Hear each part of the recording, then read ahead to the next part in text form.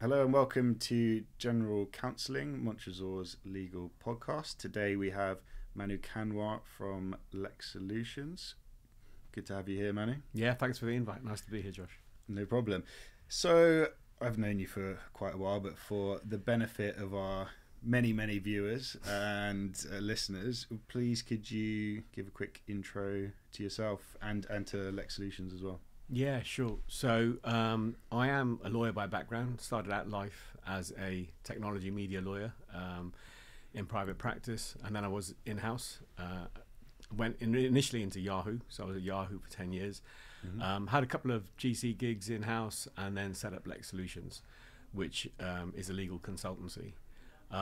So having started out as a lawyer, I became more and more interested in legal innovation and legal ops. Yeah. Probably at Yahoo before it was really a thing, and found that I wanted to help other in-house teams and GCs with that kind of work. And then on a couple of the GC roles that I was doing, I was involved in or part of an organization where the cultures were pretty toxic. And I saw the impact that could have on individuals as well as the organization. So when I did come to then set up LexSolutions, it was really important to me to have culture as part of that. So LexSolutions, as I mentioned, is a legal consultancy. Yeah. We help GCs and in-house teams on day-to-day work, so providing overflow support and plug-in support for them. We provide support for tomorrow, helping them to innovate and optimize through legal operations. And we provide support through coaching and culture. And often there's quite a lot of cross-pollination between each of those different areas so that you can drive holistic value, both for the legal team as well as for the organization. Yeah, perfect. I think legal operations can be quite a tricky term because it can be pretty broad. It goes from one end where you maybe are just focused solely on implementing a piece of tech, and it goes to the other where you may be in, a massive sort of FTSE company with almost like a law firm's worth of in-house legal staff and kind of managing them and how they work with sales teams or whatever else, product teams within the business. So can you give what is a good definition? I think a lot of our GCs that are watching, listening will kind of know a bit about it. Some will know a lot about it, but for the people that are maybe a bit less familiar or thinking about their own internal legal operations, could you give a sort of a definition of what it means to you? Yeah, I mean, I'd prefer the very wide definition or scope of it. I mean, ultimately, it's helping the legal team to really deliver on its purpose, whatever that legal team believes and has articulated its purpose to be. Again, from my perspective, I think it encompasses a lot of things that you've mentioned. Certainly, technology and innovation in that sense, but also, in fact, more importantly, just in relation to day-to-day work and day-to-day processes. So how can we improve what we're doing at the moment? How can we better align with the business colleagues that we're supporting? Yeah. How can we deliver real value? I'd also use it to encompass well-being, because I think there's a need to redefine well-being within our sector, especially. Whilst I'm a big advocate of yoga and meditation, and actually teach those things, I don't think well-being is about that. It's about actually making sure that our practices, our processes, our relationships are optimized in a way to help the individuals be well, but also the team and the organization be well. So I'd also stretch the legal ops definition to encompass that. Okay. And also the value that you're driving, both commercial value for the business as well as value for the legal team. So essentially, it's helping you any legal team to do what they need to do better. Okay, yeah, no, that's perfect. I think there's an interesting distinction to be made between optimization and maybe utilization, where in a law firm you look at how many hours are people doing, how can we get the most amount of work out of them, Whereas with optimization, yeah. So you're going to take me to the billable hour. Well, not yet. Let's go straight in there. We can come on to that. Yeah. But no, what it says, I think that's an interesting point, because optimization sometimes can be about the sort of mental well-being or the environment that someone's in, the culture that they're working in. So how can you help improve that if someone comes to you and says, I want help optimizing the people that we already have?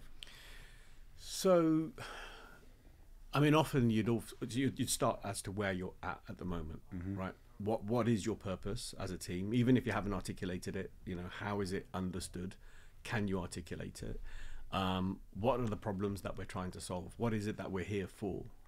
And aligning all the the legal team around that, or certainly having some clarity for the GC or the head of legal as to this is what I consider the purpose to be and the problems to be, and so on. Then we don't try and look at what are the challenges that we're facing in relation to delivering on that, to mitigate those challenges, to deliver on those objectives, and then look to how we can improve and do things better. Some of that will be inevitably just the way people are working with each other. There could be some relationship issues, or there could be some dysfunction within a team. All teams are in some ways dysfunctional and misaligned. It could be a misunderstanding as to the business objectives. It could be the fact that processes are not necessarily up to date or well understood, and so on. So it could be any one of those, which is different to, as you say, to utilization, or to basically getting your team members to do as much work as possible in the hours that are available. That tends not to happen in-house so much. I mean, it does happen within some organizations, and it will obviously happen more so in law firms, because they're measured, according to that performance. But even then, if we want people to work better and deliver a better quality output, and to feel more motivated themselves, then we have to take a more systemic, holistic approach, and we have to think about what matters to them, as well as coming back to saying the purpose of the legal team and the organization, and so on. And then how can we find alignment across those different things? So what we're trying to drive in order to create real value is alignment between individual needs, legal teams' needs, alignment between the relationships, alignment between the internal and external advisors' relationships, and so on. There are lots of different contexts that we need to just step back and have a look at, and then see, okay, so where and how can we optimize better? And what's important to this particular team? What will drive more value for this team in the shorter term? So that kind of activity, or that kind of thinking is difficult to do when you're treading water, or that you're firefighting constantly, and most teams are doing that. Well, especially at the moment, as we're speaking to a lot of GCs, heads of legals, that are essentially under-resourced, or being told to do as much as possible with as little as possible, whether it's spending on tech, recruitment, obviously for us, consultancies, that kind of thing. So I think it's a particularly pertinent issue at the moment. And given that you mentioned it, maybe we should sort of spend a little bit of time on the billable hour, because that's also very on trend, as it were, in the legal field at the moment. What's your views on that? So it is on trend. I mean, obviously it continually takes a battering because it's always there. But there is a lot of talk about it at the moment. I know I saw last night, and I've signed up for a law care seminar talking about it in a few weeks' time. We're looking to run some events and debates around it, to look for a meaningful path. I know you and I have discussed that, so we should pick up that discussion again. And there are lots of commentators out there discussing it at the moment, and trying to find another way. I can see its negative impact on individuals and well-being, and diversity and innovation and quality of output. So it definitely has all of those implications. But I wouldn't necessarily say that at the moment, without having done some of the research and discussions that we want to convene, that it's the be all and end all, that it's the I wouldn't say it's the root of all evil. Yeah. Because it's not necessarily the tool itself that is the problem. I don't think.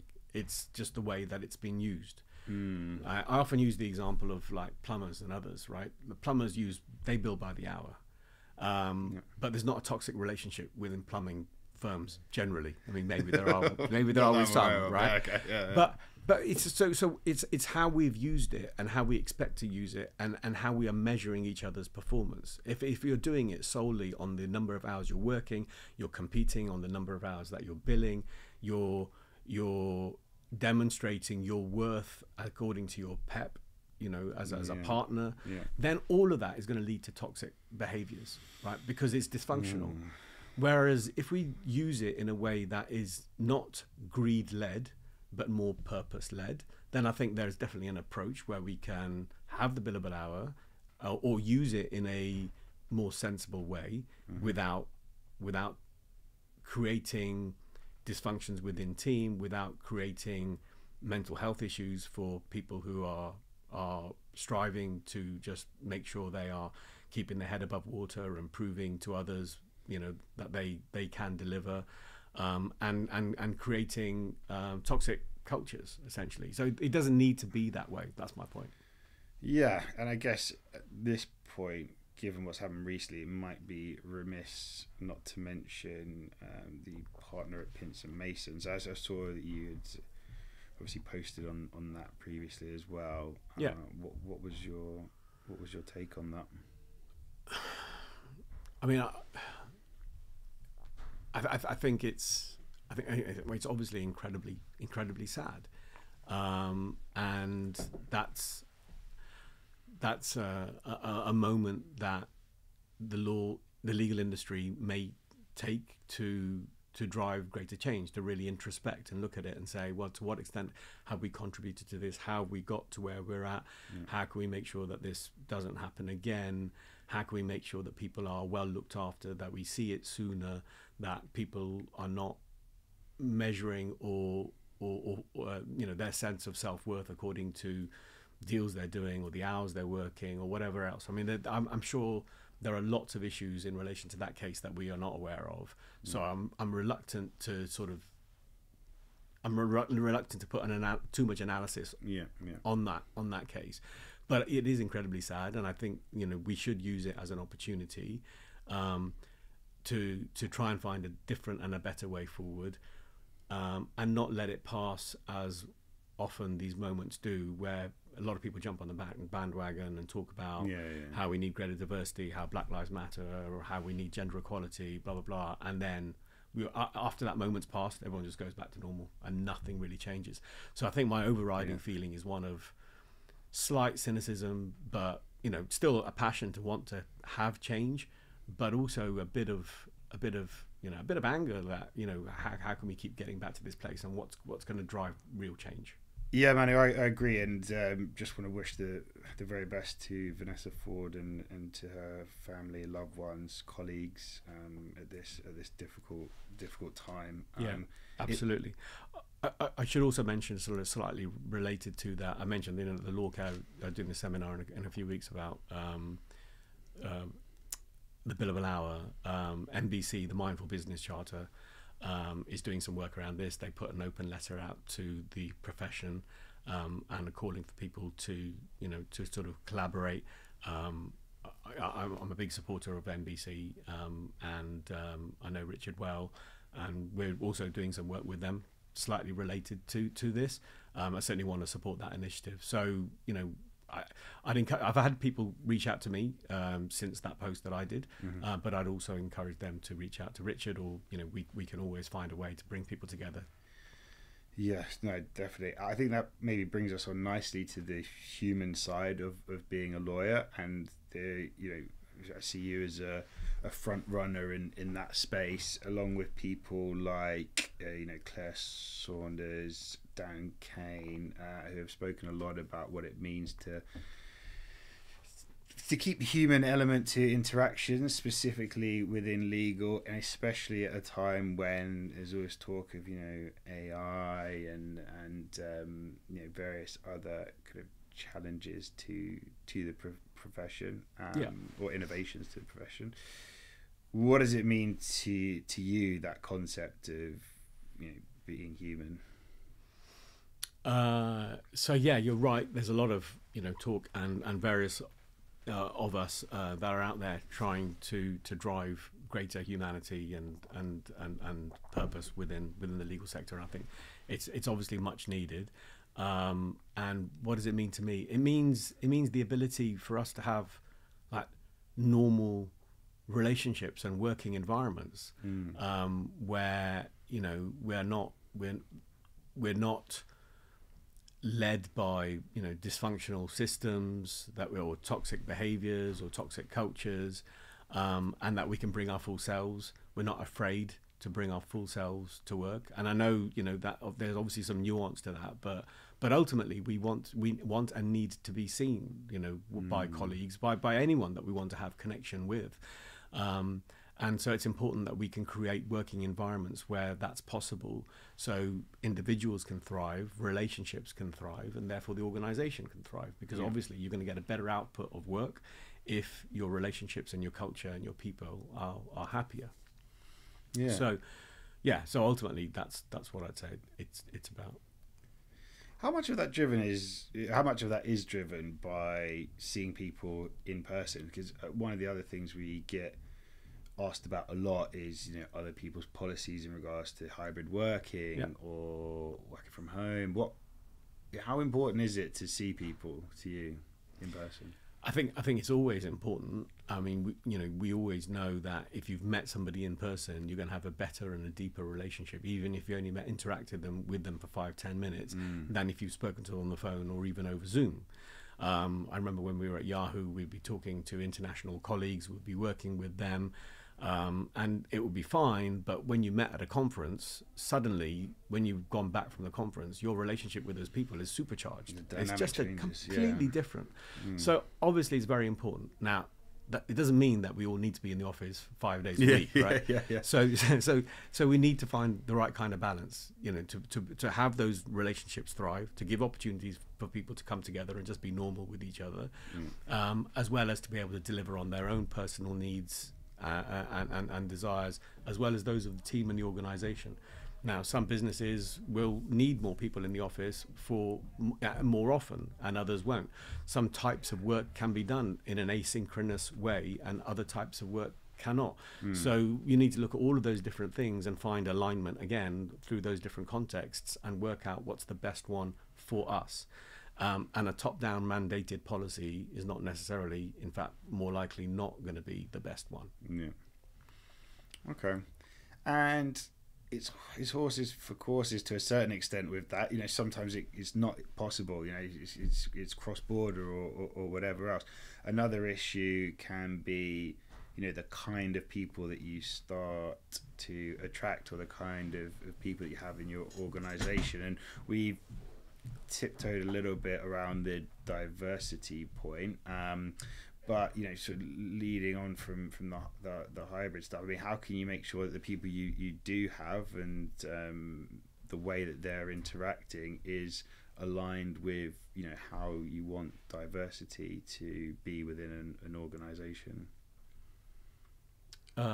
So yeah, I mean, a few things there. I mean, obviously we want to have, I hope that we all want to have. I mean, a lot of people would argue that maybe we don't. Maybe a lot of the profession doesn't want to have. But broadly speaking, most of us want to have a diverse profession from lots of different perspectives and for lots of different reasons. At least everyone says so anyway. Yeah, so I exactly. think we can take it as hopefully a given. As a given, yeah, exactly. And obviously we know that more diverse teams, organizations will gel better. There'll be greater empathy, there'll be greater creativity, there'll be a better quality output, because you're taking ideas from different people with different backgrounds and so on, as long as you've created a safe space for them to be able to do that. So there are lots of reasons why we want to do it, and obviously there's a social impact as well, right? So we want to make sure that we have a more balanced society, and we don't at the moment. So there's lots of reasons why we'd want it. How do we do it? I think is really to look at how we've got to where we are at the moment, and how can we do things in a different way that's really meaningful.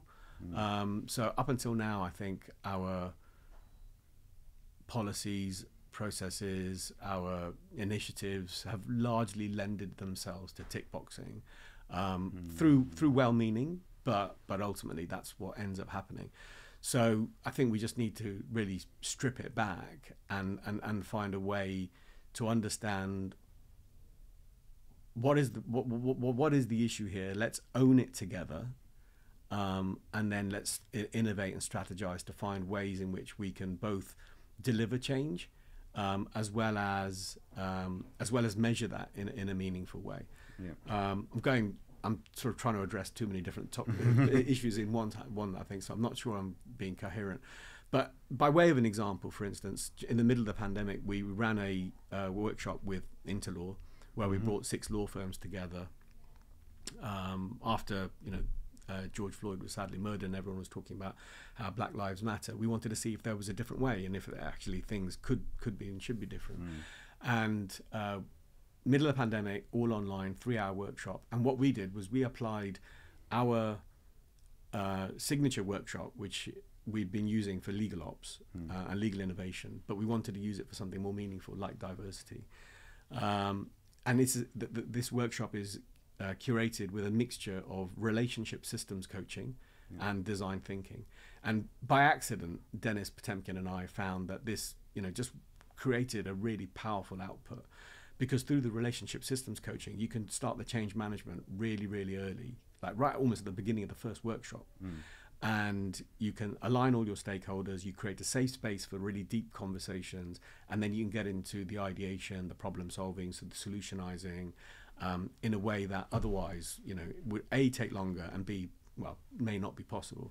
So again, we wanted to apply it to diversity, and we had law firms, 6 law firms, we had partners, we had heads of D&I, and we had some associates, none of whom had met each other, apart from obviously the ones that were from the same firm, and we just approached it from a different perspective. And I think what we got from that was a really powerful roadmap as to things that they could be doing, some of which that they're already doing, and that they would go away and commit to doing like beyond that, in ways that they hadn't necessarily otherwise thought about. So it's really trying to rip up the playbook and say, look, we've got to where we've got to, but how do we do it differently from here? Yeah, I think that makes sense. And I mean, don't get me wrong, I think we have probably come quite far over the last, maybe 20, 30 years, and there are improvements being made. I think still, certainly at the senior level, there's room to make up. But there are a lot of really good thought leaders. We had Sharon Thomas on the podcast, the head of Black Council Forum, and I think there are some people really looking to make a positive change in this space. And I know you personally have looked at one thing in particular. Do you want to tell us a bit more about your law firm maturity index, because that is kind of linked into what we've been talking about on the diversity piece? Yeah, it's probably linked to a few things that we've touched on. Yeah, but absolutely. So I alluded to the fact that the way things have been done up until now have lended themselves to tick boxing, and D&I has itself got a bit of a bad rap recently, because people are afraid that it just it can lead to tokenism, and that's obviously not what we want. We want to have a truly meritocratic society and organization, but at the same time we want to fulfill our obligations to society and the individuals within it, and we want to have a diverse working team. But the starting point is then what you measure, right? As Peter Drucker said, like what you measure matters. So up until now, we're probably looking at how many female associates have you got, how many have you got at partner level, and so on. Same for black colleagues or those of ethnic minorities and so on. And that's important. but it can also lead to gaming the system. Right? There was a law.com article a few years ago, maybe 2 years ago, written by Varsha Patel, that they did an undercover report and found that there were lots of instances of brown washing within the pitching process of law firms. So people are being brought in to pitches because of their colour to win the mandate, and they're never given the work. So at that basic level, that's not good for the person that's being brought in. It's obviously not good for the client who's being basically told something that's not necessarily true. Lied to. But also then people who are doing the work have seen that black person or that brown person going in and then not getting the work. So it leads to mistrust within the organization. So it's a really, really bad outcome for a set of outcomes. Also, there was one instance of a girl that had left a firm. Her picture was still being used in a response for a type of work that she wasn't even qualified to do. Right. Now, I don't want to use this as an opportunity to beat up law firms, right? I mean, I don't want to beat them up about the billable hour. I don't want to beat them up about diversity. I want to find a solution. I want to try and work together to do something different. And so the Law Firm Maturity Index then is a way in which, so it's not our work. It's basically a collaboration with a not-for-profit called the Maturity Institute, who for over 10 years have been measuring organizations according to their maturity. Maturity, by their definition, is to what extent are they delivering value, not just to their shareholders, but to all stakeholders. So employees, supply chain, customers, society. To the extent that you're delivering what they call total stakeholder value, you're a more mature organization. The way that they do that is by measuring things like purpose, values, culture, D&I, ESG, innovation, profitability, strategy, mental health, retention, burnout. You can measure all these, what they call key health indicators, so you get a score on each of them, but you also see how they all interrelate and interoperate with each other, and therefore then give you your overall maturity score. So now for the first time, we can take an independent measurement, which is really robust, which looks at things from all of these different contexts, and can allow us to not only spot gaps where there may be gaps between perception and reality, for instance, but also help understand why those gaps persist, and help to forge a new way forward to say, okay, this is, in this organization, this is why it's like this. The associates feel like this, the business support team feel like that, women at this level feel like this, women at this level feel like that. Once you understand this and you can drive those types of pictures and conversations, you can then start to understand how to close those gaps. And it's a great opportunity for us to come together. So, I want the Law Firm Maturity Index, or we want the Law Firm Maturity Index to be something that the profession owns. So that data then is available to everyone, so we can all say, okay, now with this data, we can actually do something more meaningful than we were previously able to do, because this is very systemic, it's very holistic, and that's the type of change that we need to see. So it's essentially a benchmarking tool, but it goes a lot more. It goes a lot deeper than that, obviously, for law firms, but also for in-house teams and GCs to understand their panel better, and then collaborate on areas which are important to them, or areas where they think they can start closing some of those gaps that we alluded to. The other thing that I should also talk about or mention is that their measurement, the Maturity Institute's measurement, is of the organization as a human system. So we were talking earlier about humans and being human, right? And I talked a little bit about what that might mean to me. So it was a bit of a light bulb moment for me when I was talking to Stu, who's Stu Woolard, who's one of the co-founders of the Maturity Institute, because I was talking about relationship systems and humans and how to optimize these for legal teams, to drive better outcomes. And he, with his work at the Maturity Institute, has been talking about human systems and how to measure an organization as a human system. And so there's a lot of synergy in what we were trying to do, and understanding how their work impacts that, and actually understands that, analyzes that, and creates a pathway then for us to be able to improve things, was really profound. So that's why we're backing it, we're supporting it, and hoping that we can get more people involved to drive that change. Yeah, great. Obviously, you've done it with a few law firms already. If there are people from law firms listening, what are the kind of steps they take to get involved with that? Yeah, I mean, just reach out. We can tell you a little bit more about it. We can tell you who else is involved. We've got 29 firms represented in the database already at the moment. Yeah. So we might be able to tell you a little bit about where your firm is Yeah, at. yeah, exactly. Some of that is just from individual respondees as opposed to organisations having done it. But we're picking up a good picture from different perspectives. And then we can show how it helps them. And none of this needs to be public, right? We can work with them to help show them reality internally. And to the extent that there are gaps, that there was stuff that they want to fix or that they didn't realise, then there's every opportunity for them to be able to do that. Okay, great. And also for GCs, like I say, who want to understand their panel, or use it as part of their RFP process. So yeah, that's a good point. That's going on as well. Not just law firms. Yeah. Thank you. And if I could ask a bit more of a personal question, what does diversity mean to you? Why is this something that you're particularly passionate about? Because putting you on the spot a bit. Yeah, you are. You are a little bit, but that's fine. Why does it matter to me? I mean, I guess I've always felt, in various contexts, a bit of an outsider, and I don't want other people to feel that way. I know a lot of people do feel that way, and I know from my work as a coach that it's almost a universal feeling for lots of different reasons. So that will take us down a different rabbit hole. Imposter syndrome type stuff. Exactly. Yeah. So we'll come back there maybe another time or later. I think it's important to me because I want everyone to feel welcome, everyone to feel included, and I want everyone to be able to show up, to be able to deliver the best they can.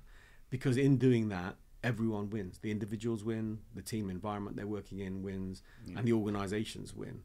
And what I don't like to see is lots of talk but not walking the walk, which unfortunately, like I said earlier, creates a bad culture, creates distrust amongst individuals, but more importantly, it just creates a bad outcome and bad advice, for the client. It's not good.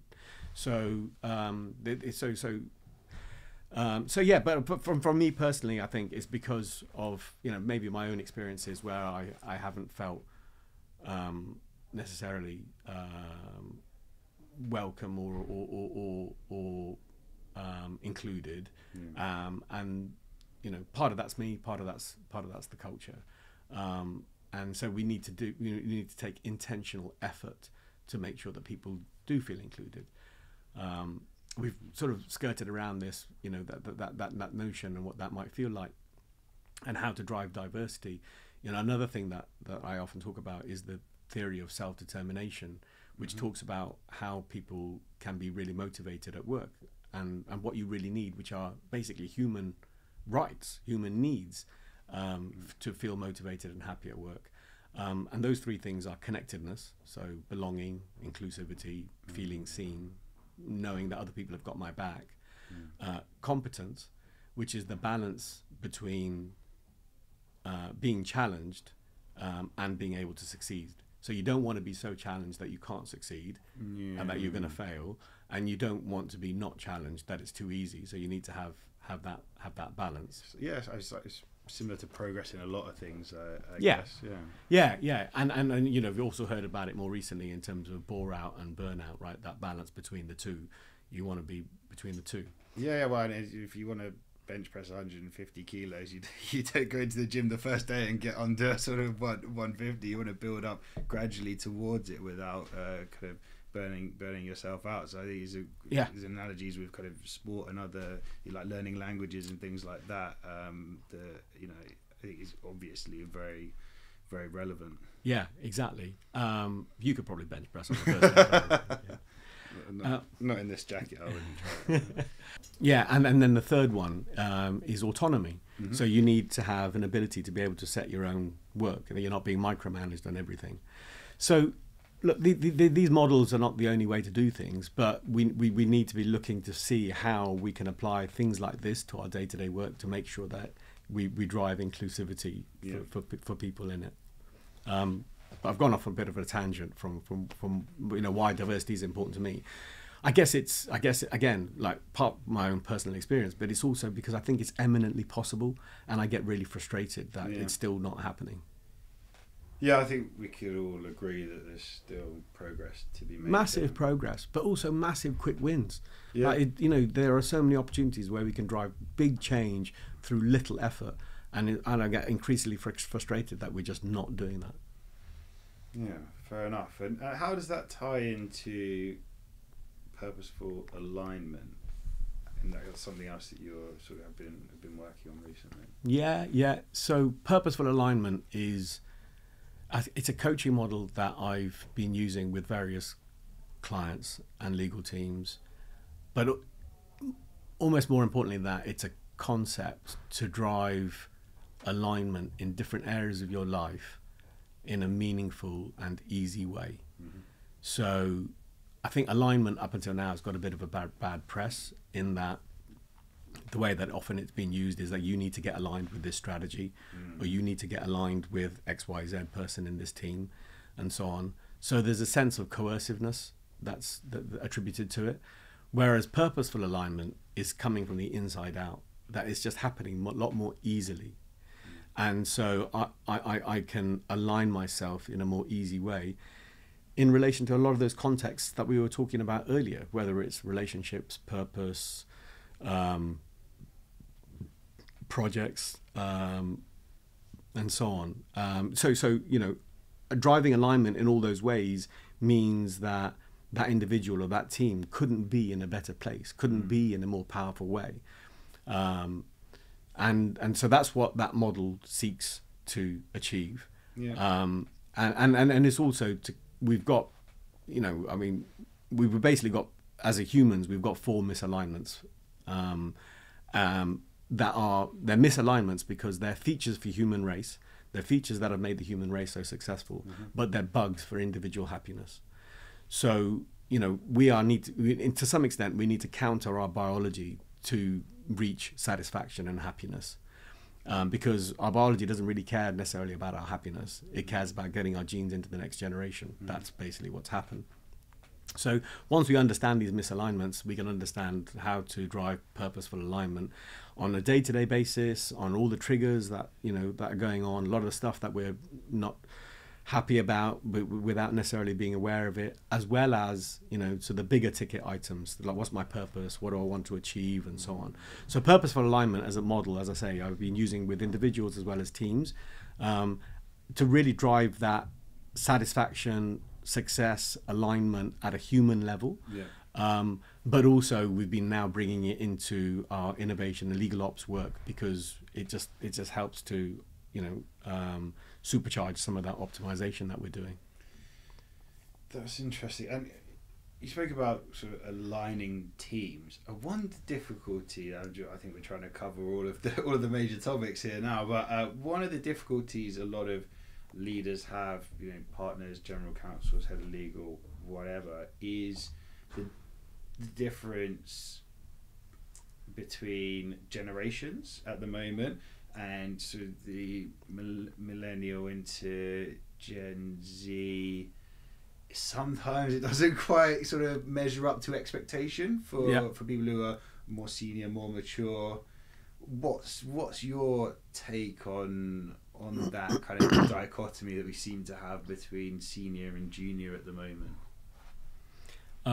So I think it's obviously incredibly valid, especially as we've got people coming up the ranks who are more in touch with their feelings, more in touch with their needs, less willing to compromise and give so much to environments that are not serving them, and buying into a lifestyle or seeking to achieve a lifestyle that they're not really bought into. And then And then you've obviously got, the older generation that have done it a particular way, that see, these types of attitudes as being relatively entitled and lazy or whatever else. So these are generalizations, right? I mean, obviously there's nuance to all of this. Of course, yeah. I think it's great that the younger generation are able to have these strong conversations, and they're able to put boundaries in place that we weren't necessarily able to do, and certainly those before us weren't able to do. I think you're right that there is a need to align, and the first starting point with all of that has got to be through conversation and understanding. Yeah. So we need to create environments where we can have tough conversations, but without judgment, and so we can really understand each other and have each other's needs met. So the older generation or will have an expectancy in relation to time in the office or doing certain types of work a certain way, whatever. And it's time to understand, well, why do I feel that that's the way to do it? Could there be other ways to do it? And the younger generation to understand, well, why am I expected to do this? How does this make me feel, and what is it that I really need? And obviously they need time in the office, with their superiors, with their partners, to be able to learn off them. Exactly. As well.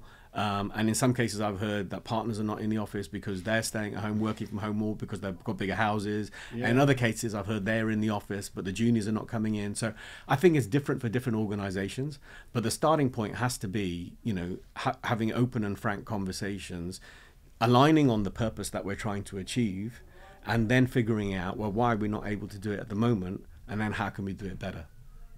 But you need to facilitate that in a way that's safe, and in a way that people feel heard, and in a way that makes sure that you deliver proper, tangible outcomes, not just talk. Yeah, I think that's right. I think there has to be some sort of compromise. Like there was a partner the other day complaining that they'd asked someone to come in for a client meeting on a Friday and got told by 2PQE lawyer, I can't do that, I'm dog sitting, and it's what they thought about that was not great. The partner. Sure. But for the sort of junior lawyer, they're thinking, well, I've booked this time. I'm always allowed to work from home here, and actually, if I don't get that flexibility here, maybe I'll move somewhere that does offer me that flexibility. So you can't really have it one way or the other. I think probably it is through kind of conversing, working together, and finding a middle solution for that kind of thing. Yeah, I think that's right. And I think if you've done the groundwork in terms of aligning, on purpose as well as behaviors and expectations, then it's a lot easier to have those conversations later. I mean, I've got sympathies for both parties in that conversation that you just, or that story that you've just told. But ultimately, you'd think if you've had the conversation, then the junior wouldn't need, if the partner knew and should have known really that the junior was going to be dog sitting. If the junior is dog sitting, it's going to be very difficult for him to do anything else with that dog, right? If he was sitting at home and he was asking to come in, then you'd think, okay, he should be able to come in, but what's he going to do with the dog? My point is that, conversations prior to that would have mitigated that happening, or just understanding what are the client's needs, like what is the outcome that we're trying to achieve here? Can it be done in a different way? I mean, I don't know where they netted out in the end. One of the foundational exercises that we do in relationship systems coaching is called designing the team alliance.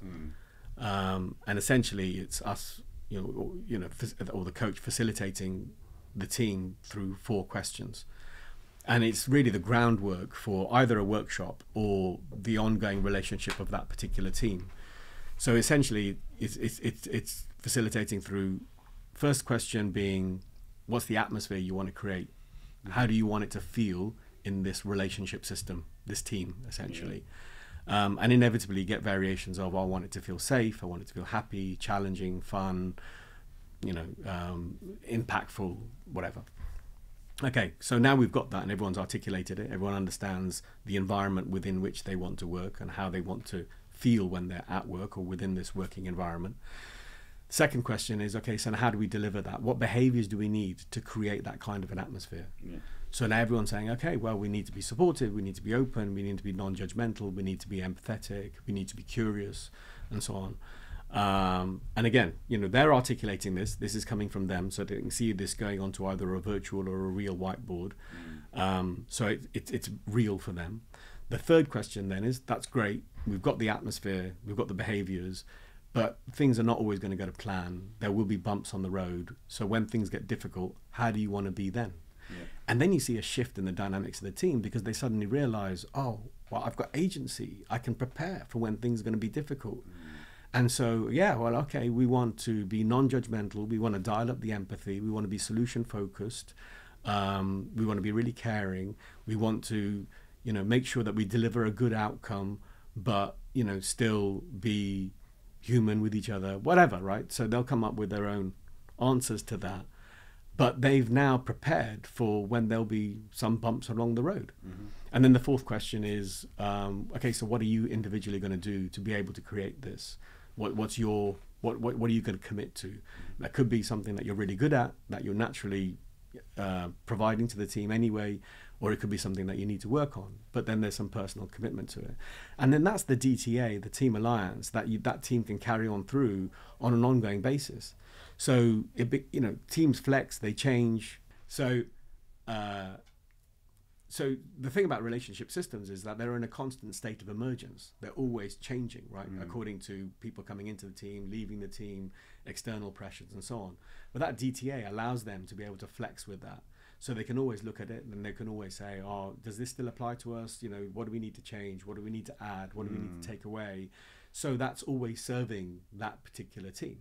Yeah. So, it's a very long-winded way to give an example as to how, you can mitigate the conversations between the partner and the junior wanting to dog sit. Okay, yeah, no, thank you, very, very thorough answer. One thing, right, we want to do a couple of plugs in a moment. I think just before we do that, we need to finish off our legal podcast bingo by probably covering a little bit about AI.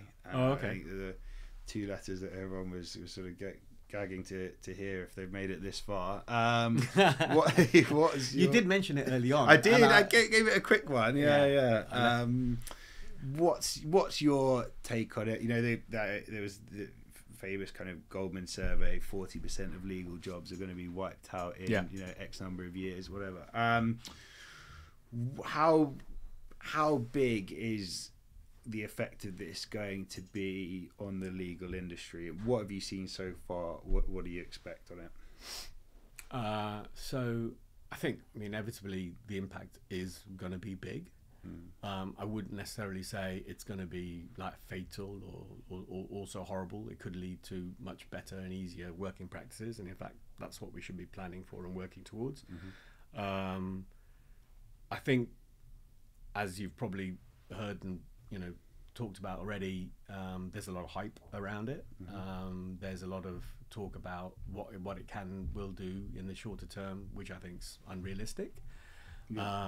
And I think we just need to be a bit more careful and sensible about how we're going to use it, where we're going to use it, what is it that we want to deliver.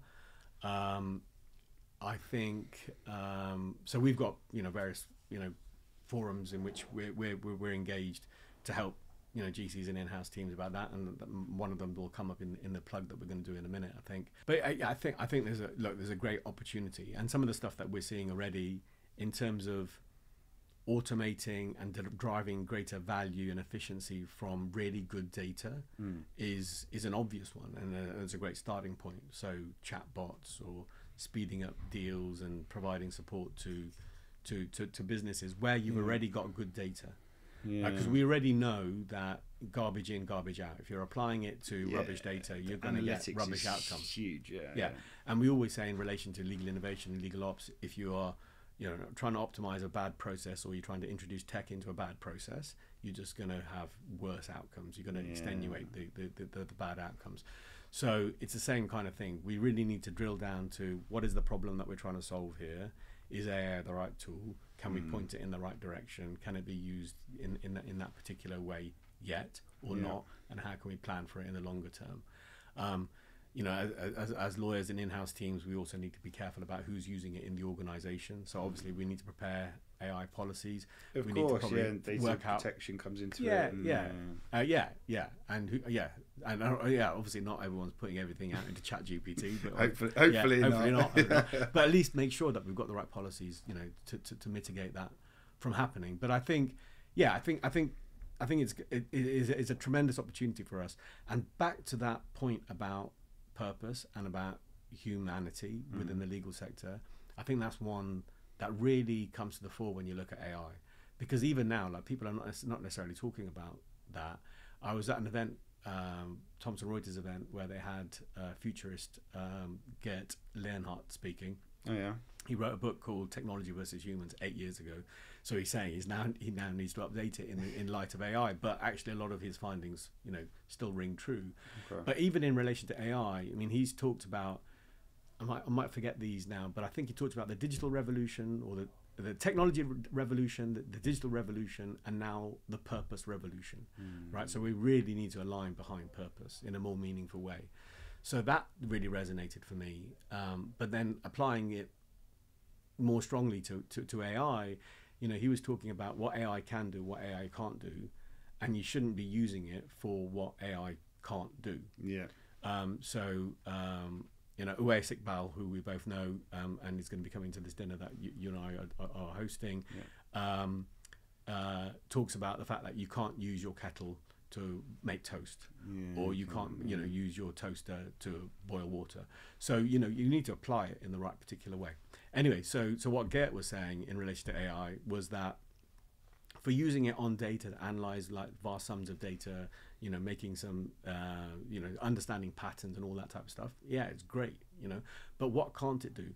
It can't do empathy. It can't do hunches. It can't do relationships.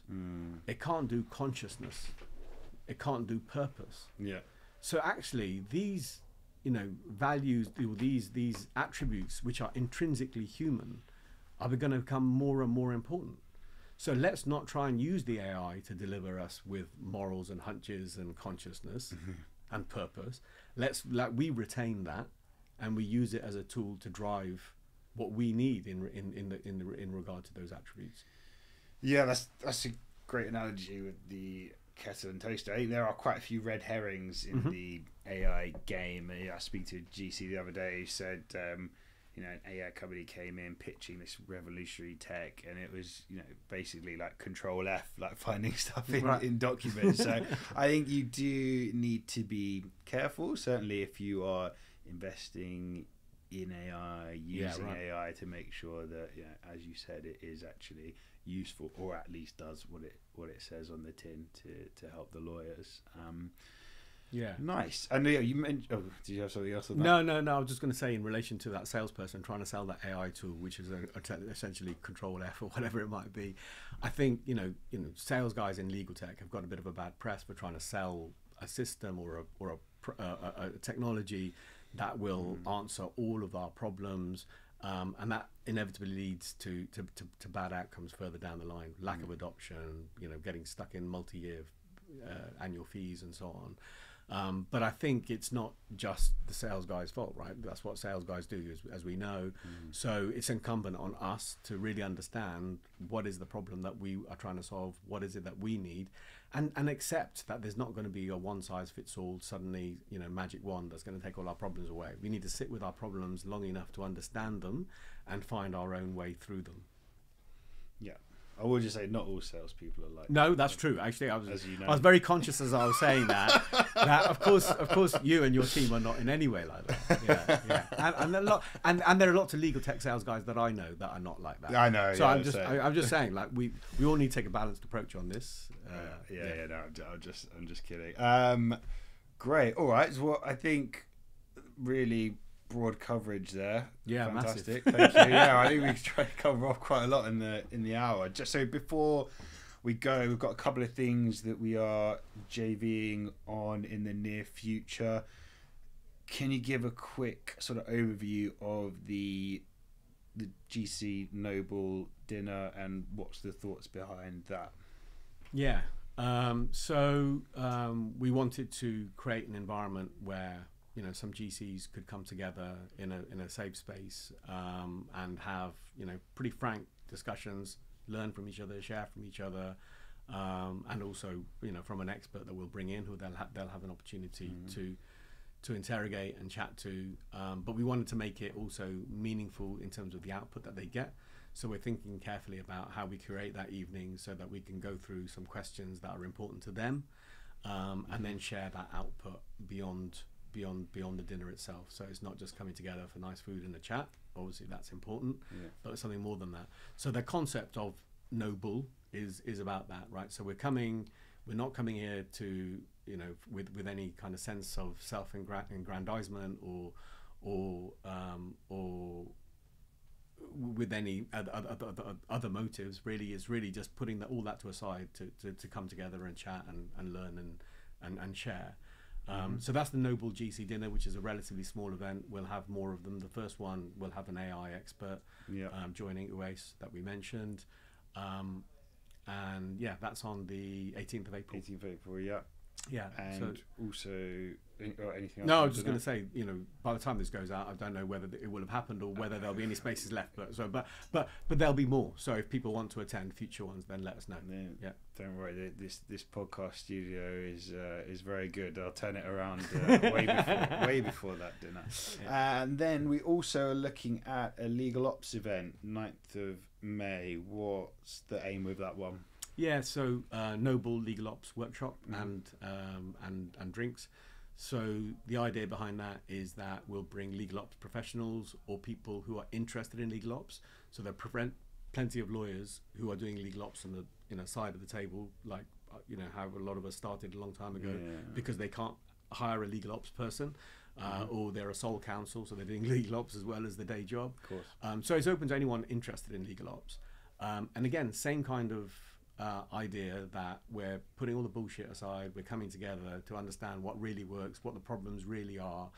No one's there to be sold anything, and everyone is there to really learn and as I say, put the crap aside so that we can do something more meaningful.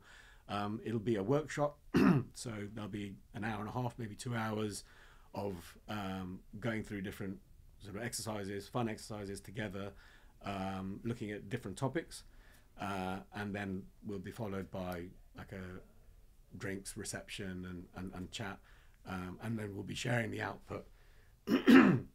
Excuse me. Then we'll be sharing the output from that for all of those individuals, so that they can take that away and drive some value in their day to day. Awesome, that sounds good. You might have the dubious honour of being the first person to swear on general counselling. Oh, really? I'm not sure if we beat those out, or I could do family show. I could do better than bullshit. Well, should we just round off the last 10 seconds with you swearing? All right, Manu, thank you very much. That's been a very enlightening conversation. Thanks again for for hosting and for your insightful questions. It was really good. No worries. All right. See you, and see you next time on General Counselling. Thanks everyone for listening.